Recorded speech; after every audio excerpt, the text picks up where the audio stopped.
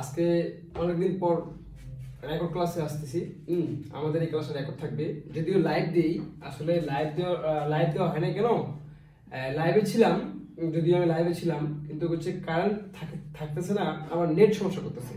এই কারণে লাইভ ছেড়ে আমি হচ্ছে রেকর্ড ক্লাসে মানে আপলোড করবো আর কি। তোমরা যারা এই ক্লাসটা দেখবা অবশ্যই বেশি বেশি শেয়ার করবা।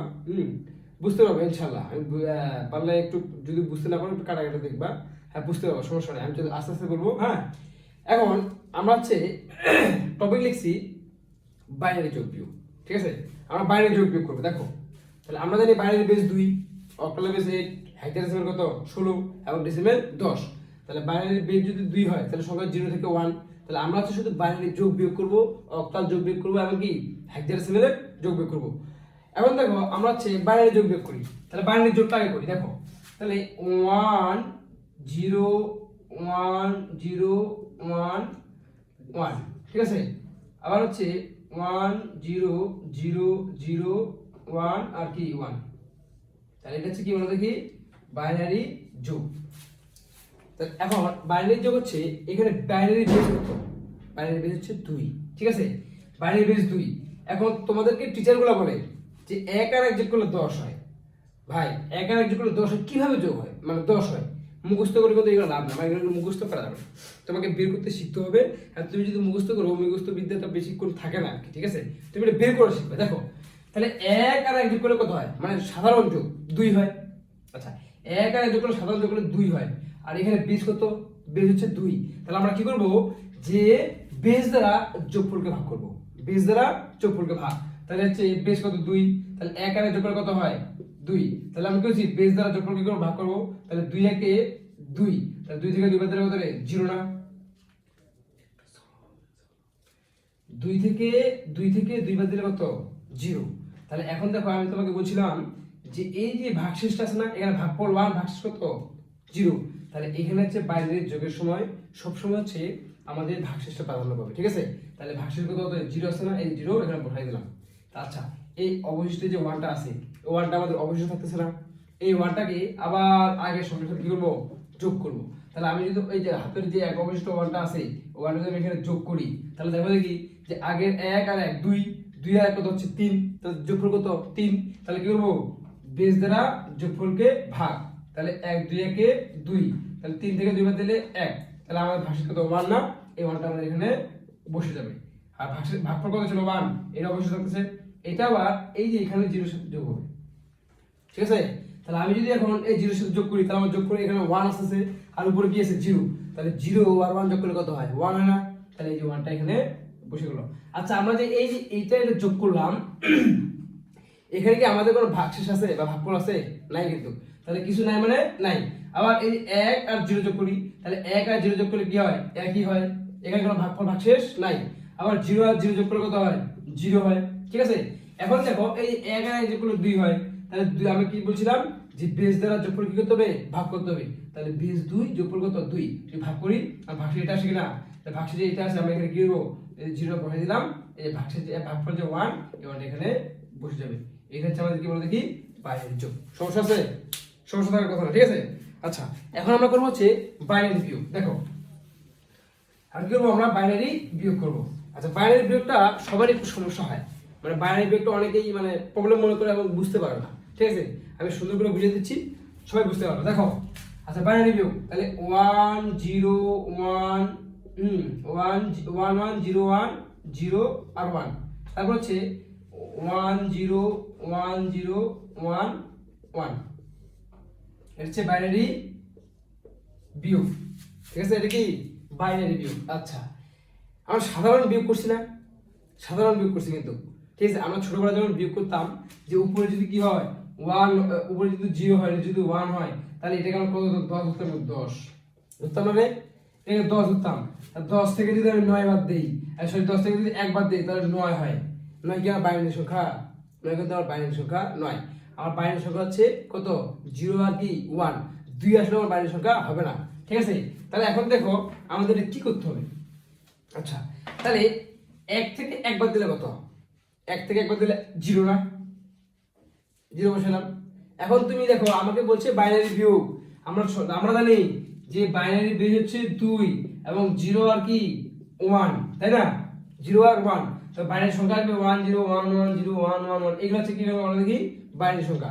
কিন্তু এখানে হচ্ছে উপরের সংখ্যাটা কি ছোট, নিচের সংখ্যাটা কি বড়। তাহলে আমরা জানি যে ছোট সংখ্যা থেকে বড় সংখ্যা বিয়োগ দেওয়া যায় না, ঠিক আছে? আর এখন দেখো দেখি আমাকে বলছে বাইনারি বিয়োগ করতে, তাহলে এখানে যদি আমি 10 ধরি, কি ধরি 10 ধরি, যদি 10 থেকে 1 বাদ দিই তাহলে 9 আসে, 9 কি বাইনারি সংখ্যা না? তাহলে আমি কি করতে হবে, আচ্ছা এটা কি বিয়োগ করতেছি, বাইনারি বিয়োগ। বাইনারি বেস কত, বাইনারি বেস হচ্ছে 2। তাহলে আমরা কি করব বলো দেখি, এই যে উপরে যে ছোট সংখ্যাটা আছে এই ছোট সংখ্যার সাথে যোগ 2 করব, মানে বেসটা যোগ করব। এখন দেখো 2 থেকে 1 বাদ দিলে কত হয়, 1 আসে না? এই 2 থেকে 1 বাদ দিলে 1, তাহলে 2 থেকে 1 বাদ দিলে 1, তাহলে আমাদের বাইনারি সংখ্যা 0 থেকে 1, তাহলে 1 আসছে। আচ্ছা 2 থেকে 1 বাদ দিলে 1 আসলো, তাহলে অবশিষ্ট আবার 1 থাকতেছে না, হাতে 1 থাকতেছে না, এই একটা আবার এখানে যোগ হবে, ঠিক আছে? যোগ হলো। আবার যদি 1 থেকে 1 বাদ দিলে কত হয়, 0 হয়, অবশিষ্ট সংখ্যা থাকে কি নাই। আবার এখানে দেখো আবার এই সংখ্যাটা কি ছোট, এই সংখ্যাটা বড়, বিয়োগ করতে হবে জানো না? কিন্তু তাহলে কি করতে হবে, আবার তোমাকে বেস যোগ করতে হবে, ঠিক আছে? 2 থেকে 1 বাদ দিলে কত হচ্ছে, আবার 1 হচ্ছে, হাতে থাকতেছে না, এই হাতের একটা আবার এখানে যুক্ত হবে, তাহলে 1 থেকে 1 বাদ দিলে কত 0, অবশিষ্ট কোনো এক আছে কি নাই, নাই মানে নাই, আবার 1 থেকে 1 বাদ দিলে কত 0, এটাই হচ্ছে তোমাদের অ্যানসার, ঠিক আছে? বুঝা গেছে? বুঝতে না পারলে একটু কমেন্ট করে বলিও, আমি যদিও লাইভ ক্লাসে দিতে পারতেছি না, রেকর্ড ক্লাসটা একটু দেখবা, ঠিক আছে? তা বাইনারি যোগ বুঝতে পারছি। আচ্ছা এখন আমরা চলে আসবো অক্টালের যোগ। কি যোগ? অক্টাল যোগ। দেখো তা এখন আমরা করবো অক্টাল যোগ। কি যোগ? এই যে অক্টালে যোগ করব, অক্টালের যোগ, ঠিক আছে? এখন দেখো দেখি আমরা জানি যে অক্টালের বেস হচ্ছে 8, অক্টালের বেস কত 8, তাহলে অক্টালের বেস যদি 8 হয় আমরা জানি কি 0 থেকে 7 পর্যন্ত, কি থেকে 0 থেকে 7 পর্যন্ত। আচ্ছা তাহলে তোমাকে মনে করো মান দিছে যে হচ্ছে 7 6 5 3, নিচে দিছে হচ্ছে কি তোমার 7 7 5 7, এটা কি অক্টাল যোগ। কি বলে দেখি, অক্টালের যোগ দিছে। আচ্ছা অক্টালের যোগ দিছে, আমরা জানি অক্টাল সংখ্যা হচ্ছে 0 থেকে 7 পর্যন্ত, ঠিক আছে? আর আমি যদি হচ্ছে তোমার হচ্ছে 3 আর 7 যোগ করি কত হয়, 10 হয় না? তাহলে 3 আর 7 আমাদের 10 হয়, তাহলে আমাকে এটা 10 হতে হবে, অক্টাল সংখ্যা হলো হয় না কিন্তু। তাহলে কি করতে হবে, আমরা যতটুকু জানি যখন বাইনারি যোগ করছিলাম না, ঠিক একই নিয়ম, নিয়ম একটাই যে তোমার হচ্ছে বেস দ্বারা যোগফলকে ভাগ, কি দ্বারা, বেস দ্বারা যোগফলকে ভাগ।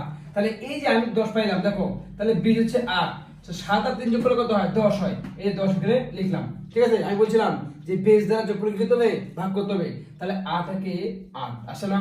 তাহলে এখানে কত হচ্ছে আমার ভাগশেষ 2, তাহলে বলছিলাম কি যোগের সংখ্যাটা ভাগশেষটা প্রাধান্য পাবে, এই 2 নিয়ে নিলাম, হাতে আর থাকতেছে না, এই একটা আবার এই যে এর সাথে যোগ হবে। তাহলে দেখো দেখি যে 5 5 10, 10 হলে কত 11, তাহলে আমি যদি আবার হচ্ছে 8 দ্বারা 11 কে ভাগ করি তাহলে আমার এখানে কত আসবে, 3 আসবে না? ভাগশেষ কত 3 না? এই 3টা এখানে প্রাধান্যভাবে বসে যাবে, আর হাতের আবার কি এক থাকতেছে, একটা আবার এখানে যোগ হবে, ঠিক আছে? তাহলে 8 8 আর 6 কত রে, 8 8 আর 6 কত বলতো, 8 আছে 14, ঠিক আছে? আবার কি করব, বেস দ্বারা যোগফলকে ভাগ করব, তাহলে 8 একে 8, তাহলে 14 থেকে 8 বাদ দিলে কত হয় বলতো, 14 থেকে 8 বাদ দিলে কত হয় বলো, 6 হয় না? 6 কি না? তাহলে এখানে কি হবে, এই 6টা বসে যাবে, আবার হাতে এক থাকে না, এই একটা এখানের সাথে কি যুক্ত হবে, ঠিক আছে? তাহলে এখানে দেখো তাহলে 7 7 14 আর কত 15, তাহলে আমি কি করব যে 8 দ্বারা আবার কি করব 15 কে ভাগ করব। দেখো তাহলে আমি কি করব, 8 দ্বারা 15 কে ভাগ, তাহলে এই যে 8 দ্বারা 15 কে ভাগ করব, তাহলে 8 একে 8, 8 একে 8, তাহলে আমি 15 থেকে যদি 8 বাদে কত 7 হয় না? তাহলে এই যে 7টা এখানে বসে যাবে, অবশিষ্ট যে মানটা আছে এখানে এটা বসে চলে আসবে, তাহলে এই দেখো আমাদের অক্টালে যোগ হয়ে গেছে। কেমন হলো দেখো দেখি, আমরা জানি অক্টাল এখানে সংখ্যা যদি তোমার যোগফল করে বেশি আসছে কিন্তু আমাদের অক্টাল যোগ আছে, আর আমরা জানি অক্টাল সংখ্যা কি 0 থেকে 7 পর্যন্ত। দেখো দেখি এখানে 7 এর উপরে কোনো মান আছে, সব 7 এর নিচে না, এটাই হচ্ছে অক্টালের যোগ, বুঝা গেছে? অক্টালের বিয়োগও নাই এবং হেক্সাডেসিমালের বিয়োগ নাই, হেক্সাডেসিমালের যোগ আছে, ঠিক আছে?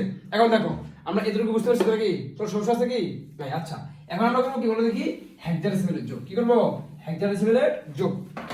আচ্ছা হেক্সাডেসিমালের যোগ দেখো আমরা জানি যে 0 থেকে 9, তারপর কি দেখো চলক a b c d e f, এর মান হচ্ছে 10, b বি এর মান 11, সি এর মান 12, ডি এর মান 13, ই এর মান 14 এবং কি এর মান 15। তাহলে 0 থেকে 15 কত সংখ্যা? 16টা সংখ্যা না? তাহলে আমরা অনার্সে বলতে পারবো হেক্সাডেসিমাল সংখ্যা। ঠিক আছে, তোমাকে হেক্সাডেসিমাল যোগ করতে বলবে, বলবে যে F09A এবং এখানে দেবে ই, তারপর হচ্ছে 4, হ্যাঁ 6, 7। তাহলে এটা কি সংখ্যা বলো দেখি? এটা হচ্ছে আমাদের হেক্সাডেসিমাল যোগ করতে হচ্ছে। হেক্সাডেসিমাল যোগ, বাইনারি যোগ করছি, অক্টাল যোগ করলাম, হেক্সাডেসিমাল যোগ একই নিয়ম। তাহলে দেখো যে a এর মান হচ্ছে 10, এখানে বলে দিছি a এর মান 10 এবং 7, তা 10 আর 7 যোগ করলে কত হয়? 10 আর 7 যোগ 17 হয় কিন্তু। আচ্ছা, আমি যদি 17 লিখি, 17 কি হেক্সাডেসিমাল সংখ্যা? আমার হেক্সাডেসিমাল কি 0 থেকে 1 পর্যন্ত, মানে 15 পর্যন্ত। ঠিক আছে, এগুলো আমরা কি বলে দেখি?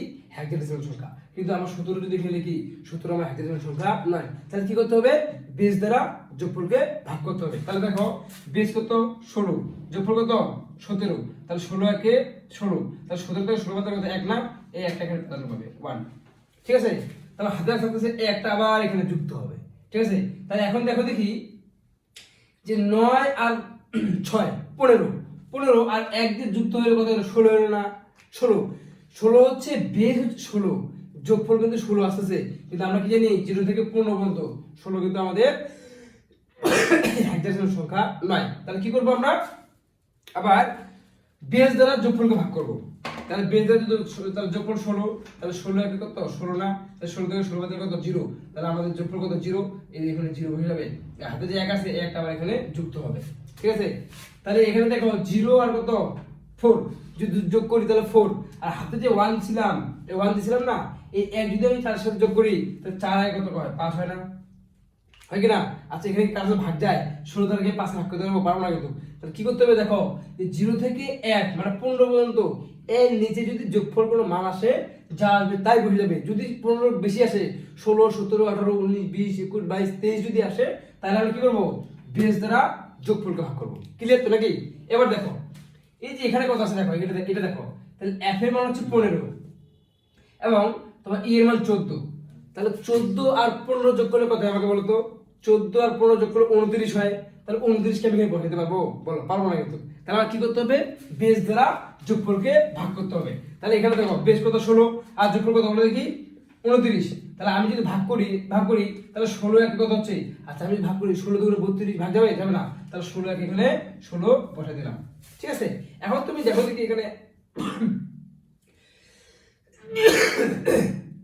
16 থেকে তুমি 29 থেকে 16 বাদ দিলে কত হয় বলো তো? 29 থেকে 16 বাদ দিলে কত? 13 হয় না? তাহলে আমার হচ্ছে ভাগশেষ কত? 13 আসছে। তাহলে ভাগশেষ যদি 13 হয়, তাহলে এই যে 13 সমান সমান কি লিখছিলাম? ডি না? তাহলে আমরা এখানে লিখতে পারবো কি বলে দেখি? এই যে ডি লিখলাম, এই যে 1টা আছে না, এই 1টা এখানে বসে যাবে। এটা হচ্ছে আমাদের কি বলে দেখি? হেক্সাডেসিমালের যোগ। এটাই অ্যানসার। ক্লিয়ার? ঠিক আছে, এখন বিষয় হচ্ছে তোমাদের যদি ক্লাস ভালো লেগে থাকে অবশ্যই তোমাকে বেশি বেশি শেয়ার করতে হবে। আর আমি কন্টিনিউ করবো, চেষ্টা করব যে তৃতীয় অধ্যায়ের প্রতিদিন একটা করে ক্লাস দেওয়ার। যদি লাইভ ক্লাস নাও দিতে পারি, অবশ্যই একটা ক্লাস দেবো। আর আমাদের কোচিং সেন্টার ঠাকুরগাঁওতে অবস্থিত শিক্ষা একাডেমি কোচিং সেন্টার, এখানে শুধু আমরা মানবিক ও বাণিজ্য শাখার জন্য বেস্ট একটা টিচার। ঠিক আছে, আমাদের হচ্ছে পরিচালনা চানিসুর রহমান আনিস। আর আমাদের শিক্ষা একাডেমি কোচিং সেন্টারে তোমাদের হচ্ছে বিশ্ববিদ্যালয়ের ভাইদের দ্বারা ক্লাস পরিচালিত। অবশ্যই যারা হচ্ছে শিখতে ইচ্ছুক, হ্যাঁ যারা ভালো রেজাল্ট করতে ইচ্ছুক, অবশ্যই আমাদের শিক্ষা একাডেমি কোচিং এর সাথে যোগাযোগ করবা এবং কি আমাদের ক্লাসগুলো অবশ্যই করবা এবং বেশি বেশি শেয়ার করবা। ঠিক আছে।